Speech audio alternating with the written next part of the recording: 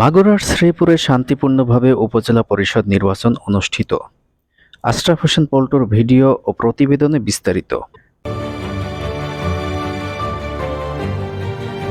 মাগুরার শ্রীপুর উপজেলাতে ব্যাপক উৎসাহ, উদ্দীপনা ও শান্তিপূর্ণ পরিবেশের মধ্য দিয়ে প্রথম ধাপের ষষ্ঠ উপজেলা পরিষদ নির্বাচনের ভোট গ্রহণ বুধবার অনুষ্ঠিত হয়েছে।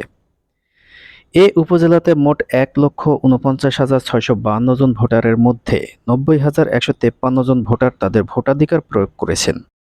সকাল ৮টা থেকে বিকেল ৪টা পর্যন্ত বিরতিহীনভাবে ৫৭টি ভোট কেন্দ্রে ভোটের কার্যক্রম চলে। উপজেলা চেয়ারম্যান পদে ৪ জন, ভাইস চেয়ারম্যান পদে ৫ জন ও মহিলা ভাইস চেয়ারম্যান পদে ৩ জন প্রার্থী প্রতিদ্বন্দ্বিতা করেন। উপজেলা চেয়ারম্যান পদে সর্বোচ্চ ৪৪,৯৪৭ ভোট পেয়ে মোটরসাইকেল প্রতীকের শরীয়তুল্লাহ হোসেন মিয়া রাজন বেসরকারিভাবে বিজয়ী হন এবং তার নিকটতম প্রতিদ্বন্দ্বী ঘোড়া প্রতীকের এম মোতাসিম বিল্লাহ